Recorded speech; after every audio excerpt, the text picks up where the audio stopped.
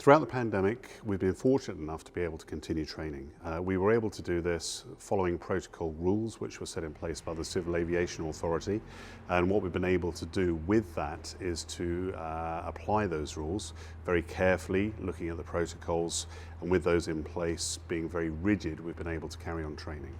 So we've had to apply the protocol, apply the rules, but the rules have enabled us to fully carry on training for the commercial licenses. We're fully approved for the Civil Aviation Authority. We're fully approved for EASA as well. So we hold 2 approvals. So flight performance training are a CAA approved flying school. We're also an EASA approved flying school. So we can qualify pilots for both licenses. So the training we specialise in initially is upset prevention and recovery training. It's a type of training that the pilots have to do prior to their first type rating when they join the airline or carrier that they hope to fly for. It's a safety-related training. It teaches pilots how to address loss of control in flight. Quite specialised, but that's why we set up. We set up primarily to do that, and then we purchased a couple of airplanes to enable us to do that as well. A lot of the pilots who come through really enjoy the training because it's something completely different from what they do within all the procedural training that they would do with FTA.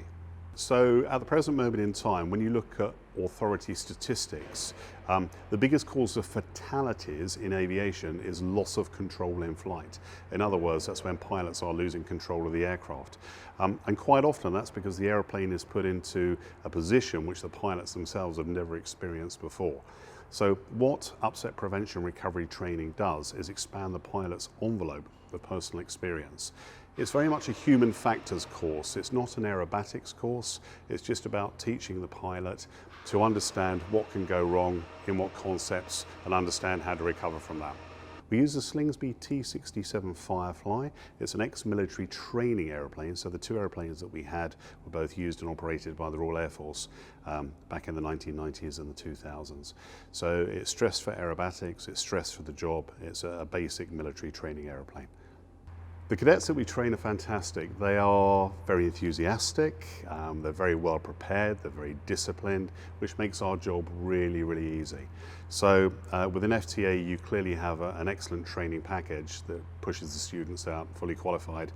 When they come to us, they're almost completely geared up to do the training that we teach them. We take them to the next stage, if you like. The training that we're doing is very specialised, and without exception, they've always been very enthusiastic and have enjoyed the training that they've done with us. So we fly from Brighton City Airport. We're based down here. Excellent airfield. It's on the south coast. We normally get very good weather down here, so even if the day starts off horrible, generally the weather improves and clears up. So being a coastal airport, we do tend to have that advantage. It's a fully approved airport, fully licensed. We have hard runways as well as grass runways, which means if the weather's good, the airport's always open. So we have good operational serviceability from the airport. And whilst there's been a lot of negativity around entering pilot training as a career, I personally think there's no better time to do it.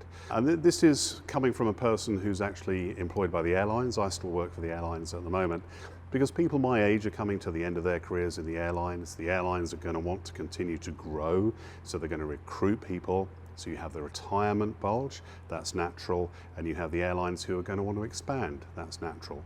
So if you start your pilot training now, I think that you're going to be very well placed within the next couple of years to take advantage of that market. So if you want to start to getting ready to learn to fly, that's probably $1 million question. Most important thing is really to have the correct mindset, I think. You need to get yourself into tune with learning. You're going to be in the classroom a lot, you're going to be doing a lot of ground school, there's a lot of theoretical stuff to do. Obviously there's preparation you can do in terms of pre-course work. Make sure your mathematics is up to speed, make sure you know you're in the right attitude to learn, and just really be open to the whole experience. Really, really be open to the whole experience. It's a new experience that they're going to come into. Make sure you're physically fit, that always helps. The fitter you are, the easier you will find the training. And yeah, just really be open to it. Benefits of this location at Brighton City Airport are many, really. We've got an airport down here which has hard runways, tarmac runways, so they don't get flooded. That means it's open 365 days a year, maybe minus Christmas Day.